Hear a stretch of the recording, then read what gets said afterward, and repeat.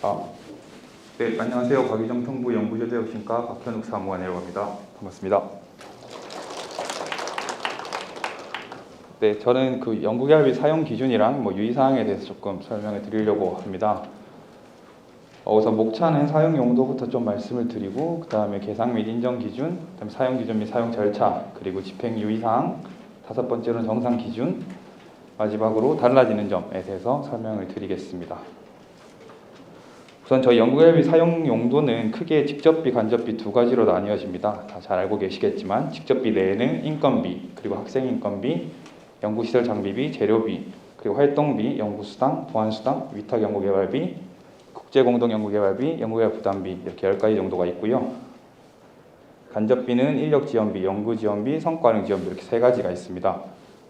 참고로 저희 직접비 중에 국제공동연구개발비는 출연형 기본사업을 제외하고는 승인을 받고 중앙부처의 승인을 받고 사용할 수 있는 비목이고요. 연구개발 부담비는 정부 출연기관 기본사업에서만 사용하실 수 있는 비목입니다. 네, 다음으로 이제 공통 계산 기준을 말씀드리겠습니다. 우선 저희 혁신법 13조에 직접비랑 간접비에 대한 정의가 있습니다. 직접비는 해당 과제 수행에 필요한 비용으로 개별 연구 과제에서 산출이 가능한 비용이고, 간접비는 여러 과제 수행에 필요한 비용으로 개별 과제에서 산출이 불가능한 비용입니다. 근데 이거 두 가지 다 이제 과제 수행에 필요한 비용이다라는 걸 조금 숙지해 주셨으면 좋겠습니다. 간접비라고 해서 과제랑 별도로 쓸 수 있는 건 아니고 다 과제 수행에 필요한 비용으로 사용하셔야 됩니다.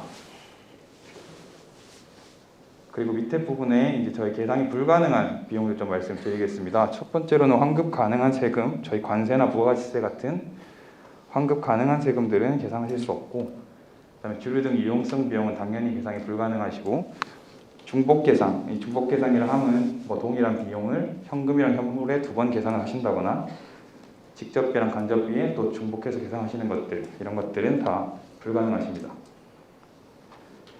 그리고 기관 내부 거래도 불가능하시고, 이거 조금 더 자세히 설명드리겠습니다. 그리고 동일한 과제에 참여하는 연구개발 기관 간의 거래 비용이나 영리기관의 경우에는 계열사 간 거래 비용도 계산이 불가능하십니다. 아까 말씀드린 기관 내부 거래는 별표 2개 되어 있는 부분 밑에 봐주시면 될 것 같은데요.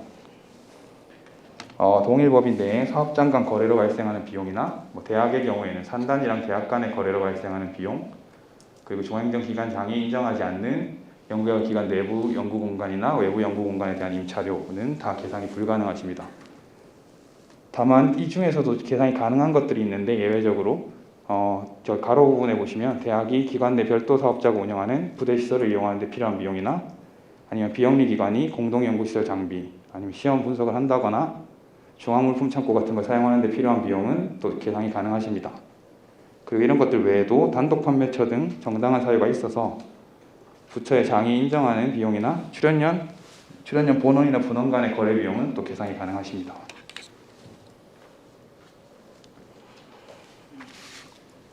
네, 공통 인정 기준 말씀드리겠습니다. 우선 연구비는 연구개발 기관 내에 사용하는 게 원칙입니다. 이건 직접비에 해당되는 내용이고요. 간접비는 영리기관을 제외하고 비영리기관의 경우에 간접비는 연구개발 기간이 종료돼도 당연히 사용하실 수 있고요. 직접비는 기간 내에 사용하시는 게 원칙입니다. 다만 보고서 발간이나 평가 관련 비용, 그리고 정산 수수료, 공공요금이나 제세공과금, 연구수당 이런 것처럼 과제가 종료되고 나서 발생할 수밖에 없는 비용들이 있을 겁니다. 이런 것들은 저희 연구개발비 사용 실적 보고일까지 사용이 가능하시고, 그다음에 기간 종료 이전에 지출 원인에 의한 금액에 대해서도 사용 실적 보고일까지 사용이 가능하십니다. 그리고 연구비 사용은 연구비 카드나 계좌이체 형태로 하는 게 원칙입니다. 근데 다만 불가피한 경우에는 현금을 사용하실 수도 있습니다. 이때는 현금 사용을 불가피한 그런 사유에 대해서 증명을 갖추셔야 되고요. 그다음에 연구 시설이나 연구 장비, 그리고 연구 재료 같은 경우에는 자체 규정에 따라서 구매하시고 검수도 진행하셔야 됩니다. 요거에 대해서 사전 질의 사항이 조금 있었던 게 있는데, 자체 규정의 소액 구매권에 대해서는 자체 규정에서 검수를 하지 않도록 규정하고 있는 그런 사례들이 있는 걸로 알고 있습니다. 그런 경우에는 자체 규정에 따라서 검수를 안 하셔도 물론 인정을 받을 수 있습니다.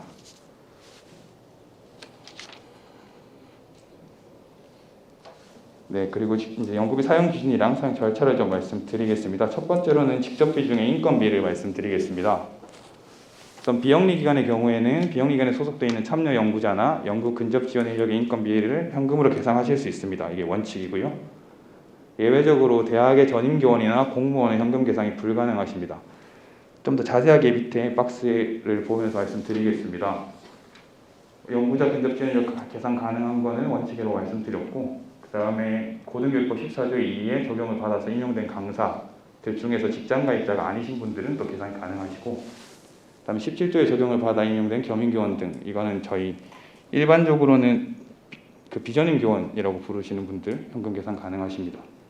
그리고 불가능한 경우는 전임 교원이라고 부르는 14조 고등교육법 14조 2항에 따른 뭐 총장, 학장, 교수, 부교수, 조교수 이런 분들 안 되시고, 그다음에 강사 중에서 14조 2에 적용을 받은 강사 중에서 직장 가입자인 강사분들도 현금 계산이 불가능하십니다. 그리고 국가나 지자체가 직접 설치해서 운영하는 기관에 소속된 공무원도 현금 계산이 불가능합니다. 네, 다음은 영리기관의 인건비 말씀드리겠습니다. 우선 영리기관은 원칙적으로 현금 계산이 불가능하다고 생각해 주시면 될 것 같습니다. 그리고 이때 저희 근접 지원 인력에 대해서 영리기관에서 한 번씩 문의를 주시는데, 연구 근접 지원 인력이라는 그 인력들의 정의 자체가 비영리기관에 소속되어 있는 지원 인력들 중에서 연구 부서에 소속되어 있는 자이기 때문에 영리기관은 아예 해당 사항이 없습니다. 그래서 당연히 계상이 불가능하고, 그러니까 영리기관에 연구 근접 지원 인력이 없다라고 생각해 주시면 될 것 같습니다. 다만 이제 예외적으로 신규 채용한 참여 연구자나 아니면 전문 연구 사업자로 등록된 기관에 소속되어 있는 참여 연구자들은 뭐 별도의 승인 절차 같은 거 없이도 현금 계산이 가능하십니다. 그리고 그 외에도 중앙부처의 중앙행정기관의 장이 인정하는 연구자에 대해서는 현금 계산이 가능하십니다. 그 예외적인 걸 조금 더 자세하게 써놨는데, 우선 첫 번째, 두 번째 동그라미는 아까 처음 말씀드린 중앙행정기관 장의 인정 없이도 가능한 경우입니다. 뭐 중소중견 기업이 신규로 채용하는 연구자나 전문연구사업자에 소속된 연구자들은 중앙행정기관 인정 없이도 현금 계산이 가능하시고, 그 외에는 뭐 연구결 성과를 국가 소유로 한다거나 중소중견기업에 소속된 기존 인력이라거나 대기업에서 채용한 참여 연구자, 그리고 그 밖에 중앙행정기관장이 현금 계산이 필요하다고 인정하는 연구자, 이런 분들은 부처의 인정을 받아서 그 인건비를 현금으로 계산하실 수 있습니다. 인건비 관련해서 저희 인건비 계산률이라는 용어를 사용하고 있는데, 총인건비 계산률이랑 조금 혼동을 하시는 경우가 있는 것 같아서 조금 자세하게 설명드리려고 가지고 왔습니다. 우선 총인건비 계산률은 1인건비 계산률, 그리고 학생인건비 계산률, 학생인건비 지급률, 미지급인건비 계산률, 이렇게 네 가지를 다 합한 걸 의미하고요. 저희가 뭐 130%로 관리해야 된다, 100%로 관리해야 된다 하는 그 인건비 계산률은 총인건비 계산률을 말씀드리는 겁니다. 그래서 밑에 보시면 표에 출연위원회 참여 연구자나 아니면 전문생산기술연구소의 참여 연구자는 130%까지 계산이 가능하신데, 그 외 나머지는 다 100%로 관리해 주셔야 됩니다. 그리고 저희가 인건비 계산률이라는 용어를 쓰면서 이제 과제에 0%로 참여할 수 있다 뭐 이런 말씀을 좀 홍보할 때 드린 적이 있습니다. 0% 참여라는 거는 여기 총인건비 계산률이 0%인 참여를 말씀드리는 겁니다. 미지급이랑은 약간 다른 개념이고요. 그러니까 인건비 계산도 하지 않고 미지급 인건비 계산도 하지 않고 그냥 내가 이 과제에서 인건비는 받지 않지만 참여를 해서 뭐 연구활동비 중에 출장비를 쓴다거나 그렇게 과제에 참여를 하겠다라는 게 0% 참여이고요. 이게 약간 옛날에 참여율 개념이랑 혼동을 하시면 조금 헷갈릴 수가 있을 것 같습니다. 참여율은 이제 급여 중에서 내가 받기로 한 급여 중에서 이 몇 퍼센트를 이 과제에서 받아가느냐라는 개념이랑, 그다음에 내가 실제로 이 과제에 얼마나 참여하느냐, 이렇게 두 가지 개념이 섞여 있던 개념인데, 이제 인건비 계산률은 그 두 번째 내가 얼마나 참여하느냐를 제외하고 이 과제에서 얼마를 받아가느냐라는 개념만 남아 있는 개념입니다. 그래서 내가 과제에서 인건비는 받지 않지만 참여는 할 수 있다, 이렇게 생각해 주시면 될 것 같습니다. 네, 다음으로 시설장비비 관련해서 말씀드리겠습니다.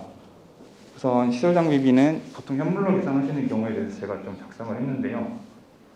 연구개발 기관이 생산하거나 판매하거나 아니면 과제 시작 전에 소유하고 있거나 임차 사용 절차하고 있는 연구시설 장비는 구입가의 20% 내에서 현물로 계산이 가능합니다. 이제 종종 과제 시작 후에 구입하거나 임차하거나 사용 대차하는 건 어떻게 해야 되느냐라고 좀 문의를 주시는 분들이 있습니다.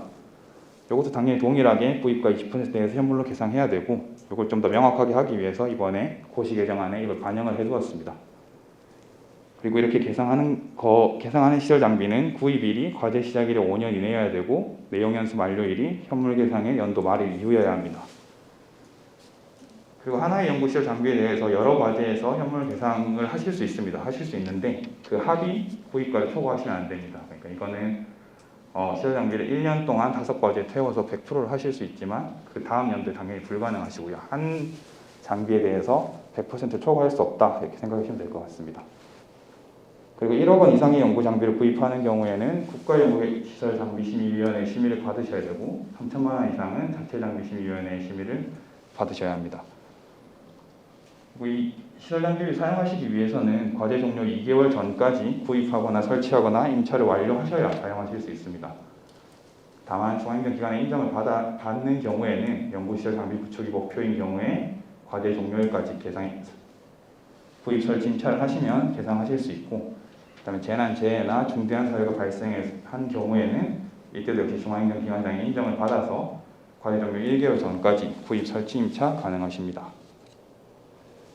그리고 연구 재료비의 경우에 그 연구 개발 기관이 보유 생산하고 해서 자산으로 등록한 시험 제품이나 시험 설비 같은 거를 재료로서 현물로 계상하실 수 있는데, 이것도 자산 등록가로 계산해 주시면 됩니다. 다음 연구 활동비 말씀드리겠습니다. 우선 지식재산 창출 활동비라는 기목이 있습니다. 이거는 그 IP 창출을 위해서 필요한 정보 조사나 분석, 그리고 전략 수립, 이런 비용을 말씀드리는 거고, 지재권의 출원 등록 유지비, 요거는 이 직접비 항목에서는 사용이 불가능하십니다. 이 출원 등록 유지비는 간접비로만 사용하셔야 됩니다. 그리고 외부 전문기술 활용비는 저희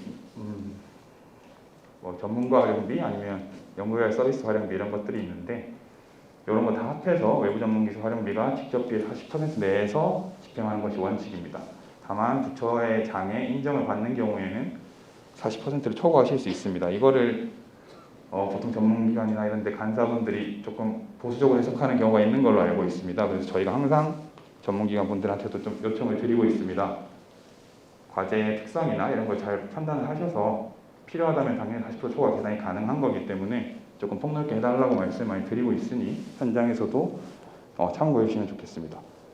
그리고 외부 전문기술 활용비 중에 전문가 활용비라는 항목은 저희 비영리기관의 경우에는 그러니까 참여연구자랑 동일한 최소 단위의 부서에 소속되어지 않은 자에 대해서는 사용이 가능합니다. 그러니까 참여연구자가 A 부서에 있다고 하면은 B 부서에 있는 다른 분을 전문가로 활용을 하시고 전문가 활용비를 드릴 수 있습니다.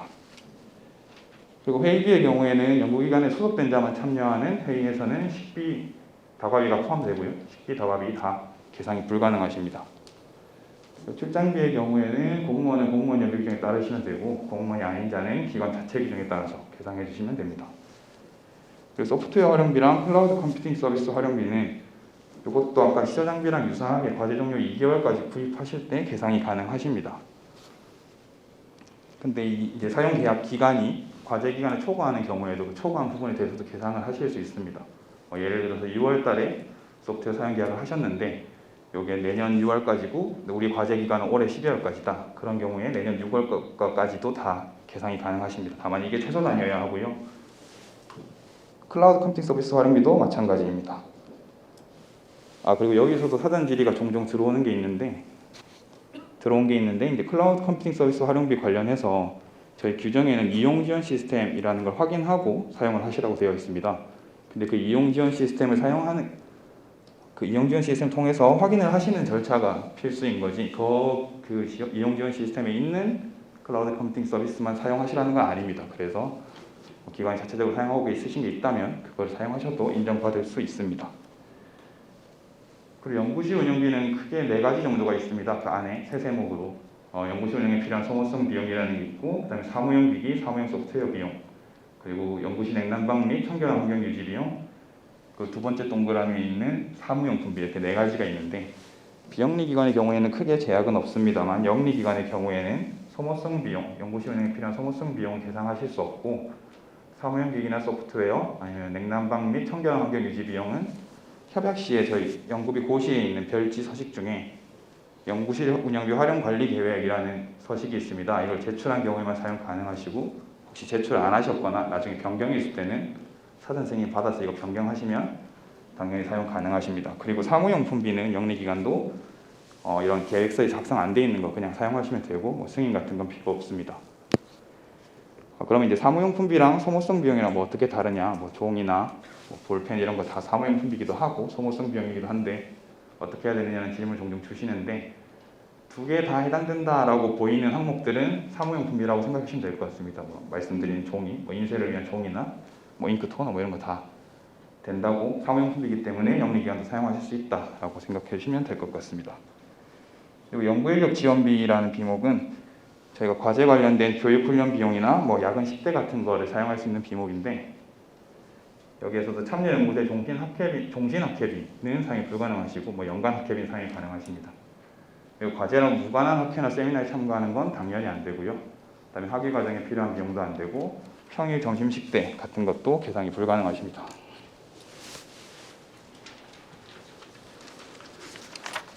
네, 다음으로 연구수당입니다. 연구수당은 수정인건비의 20% 내에서 계상에 사용하셔야 됩니다. 수정인건비라고 하면 그 과제에 이제 계상을 하고 있는 인건비, 그리고 학생인건비, 그리고 미지급 인건비를 다 포함한 개념이고요. 이걸 다 합한 금액을 수정인건비라고 하고 20% 범위 내에서 계상해서 사용하셔야 됩니다. 다만 협약 체결 시에 계상한 금액보다 증액은 불가합니다. 그런데 아까 저희 한지현 사무관님께서 말씀해 주신 것처럼 23년부터는 단계별로 계상이 가능합니다.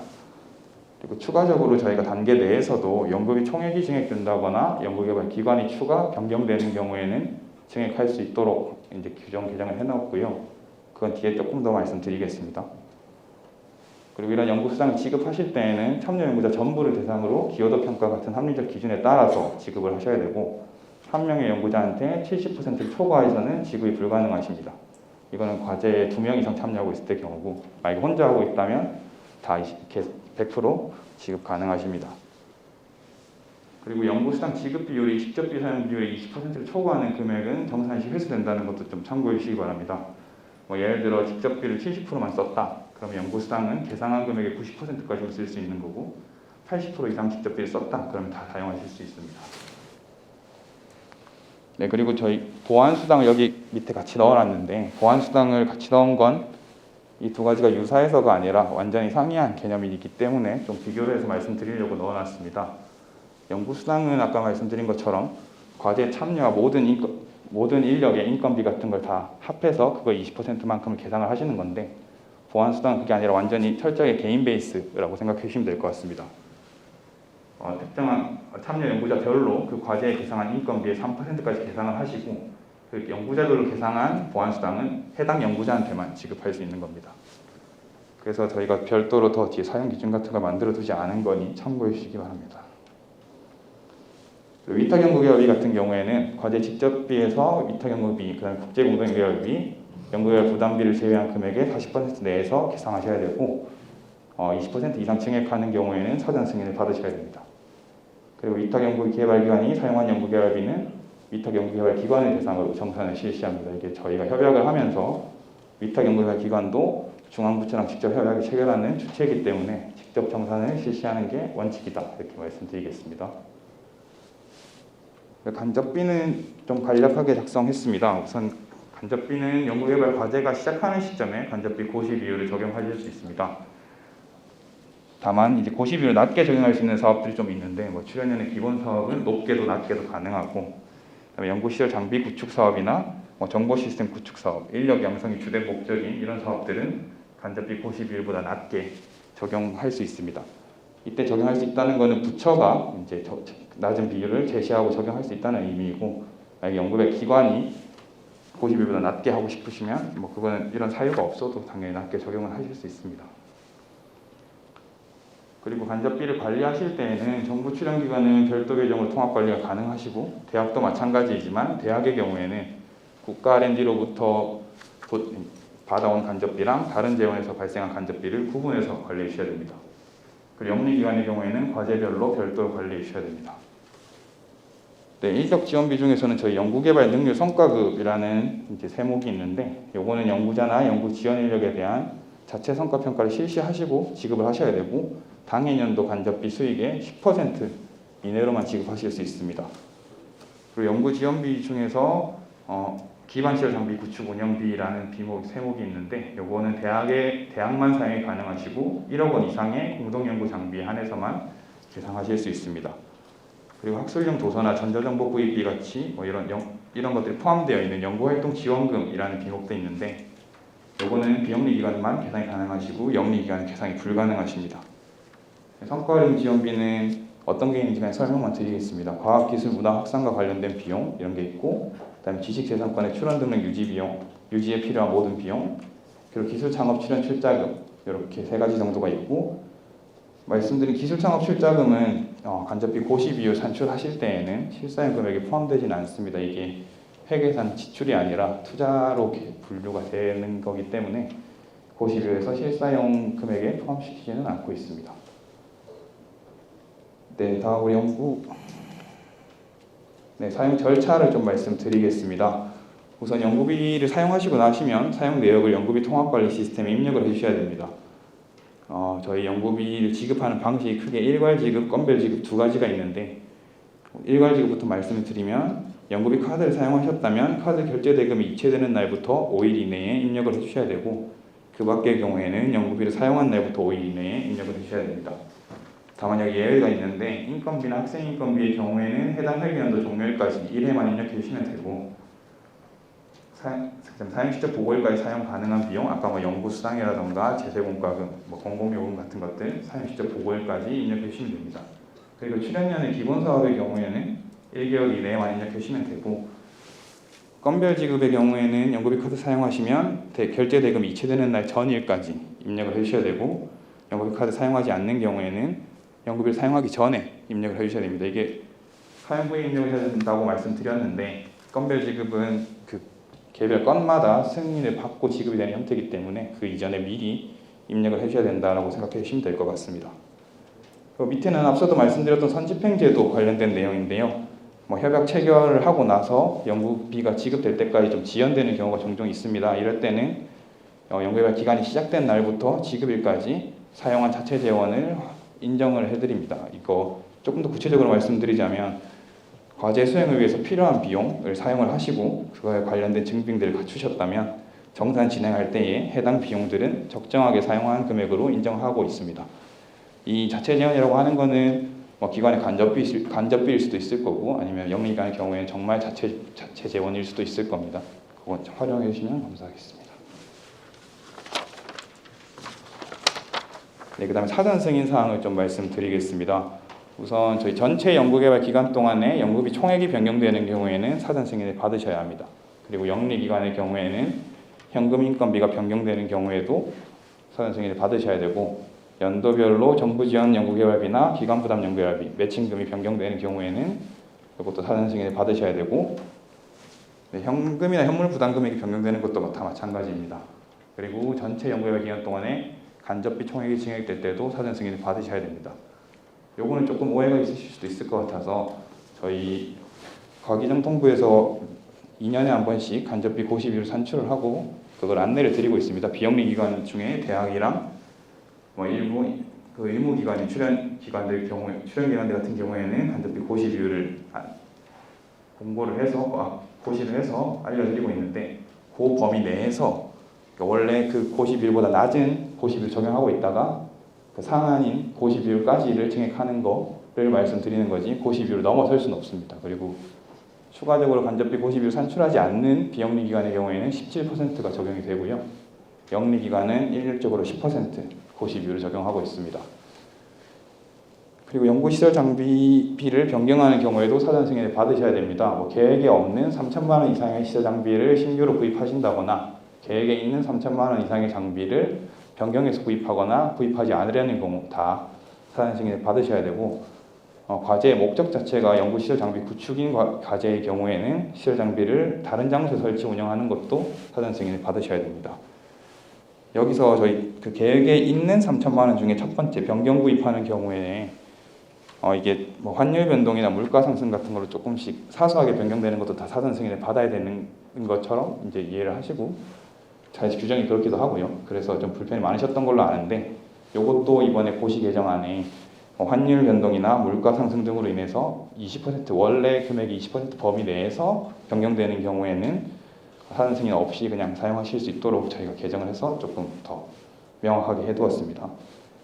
그리고 위탁 연구비가 20% 이상 증액되는 경우나 국제공동 연구개발비를 변경하는 경우, 그리고 해당 단계의 직접비를 다음 단계로 이월하는 경우 다 사전 승인을 받으셔야 됩니다.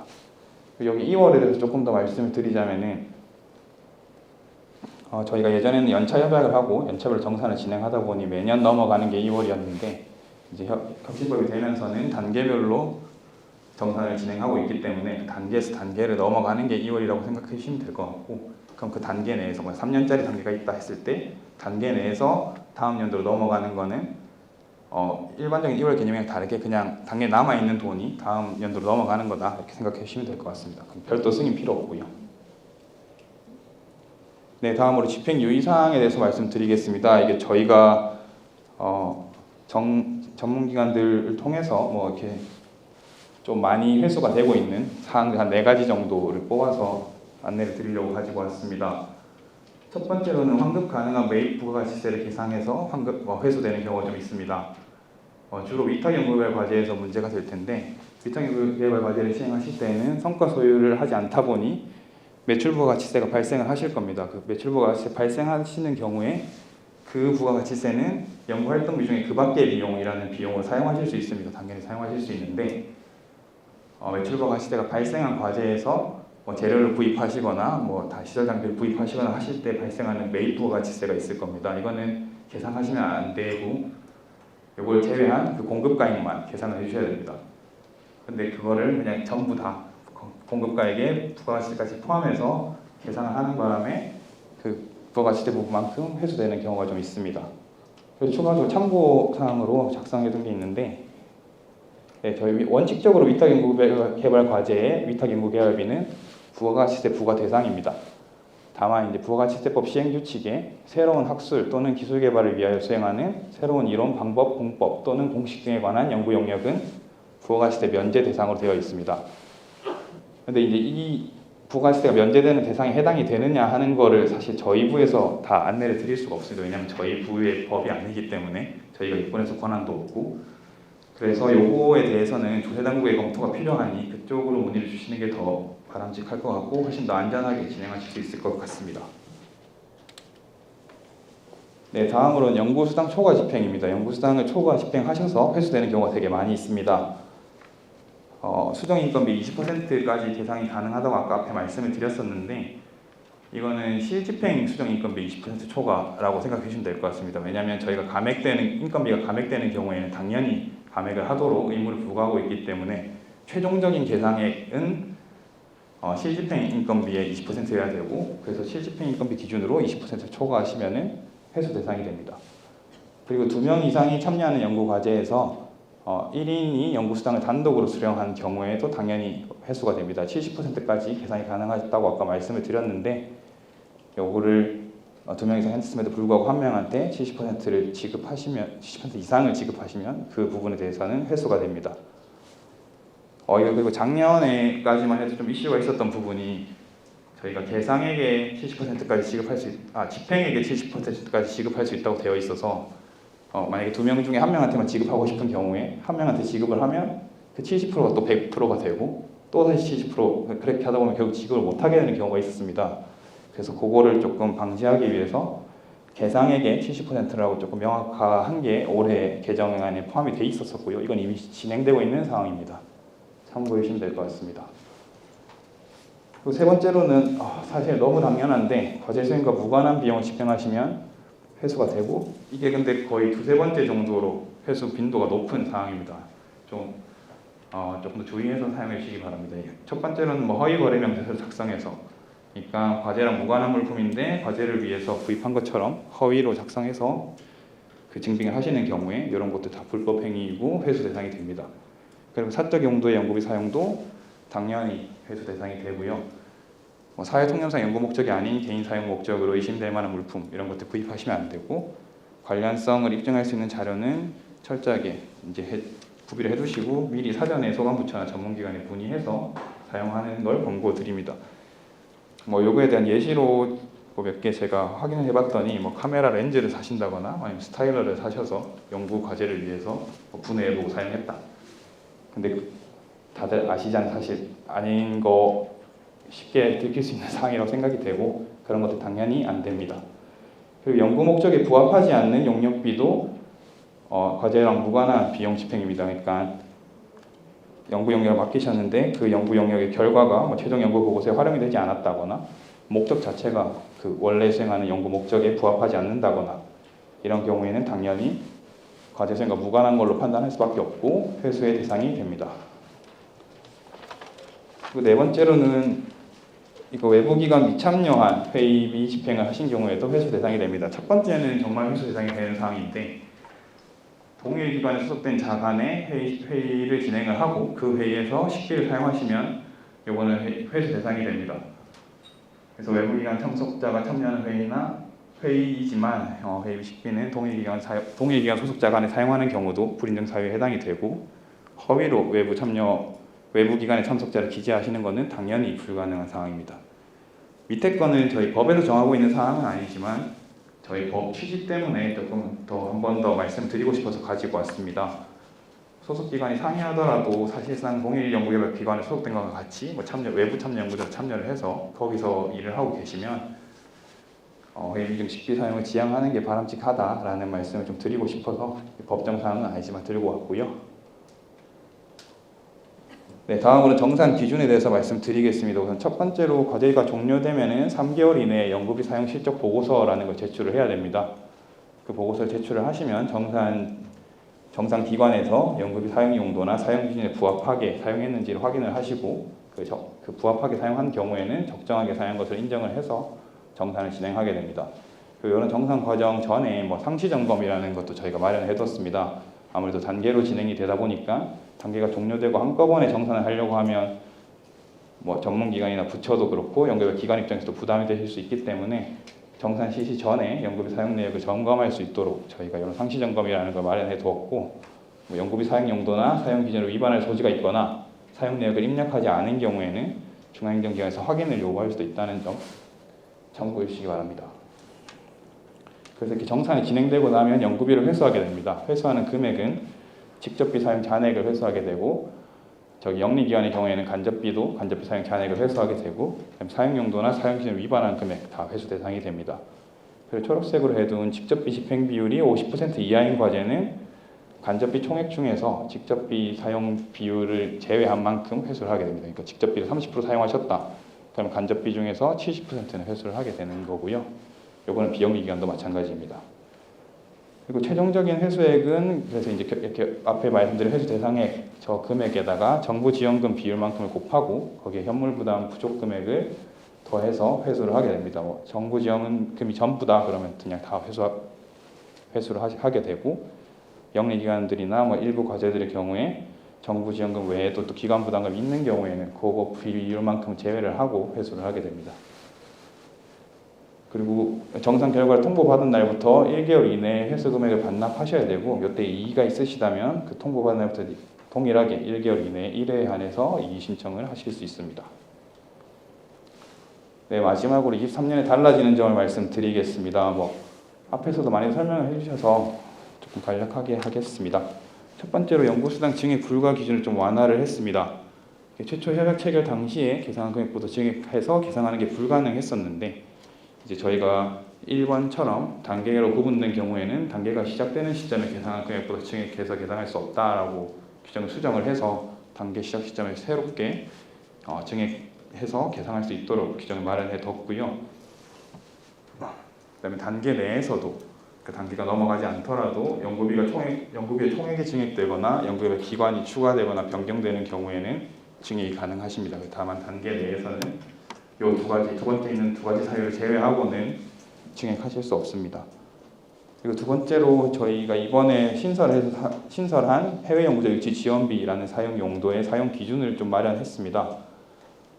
여기 지원 요건 세 가지를 모두 갖추고 중앙행정 기관장의 인정을 받는 경우에는 이 비목을 사용할 수 있습니다.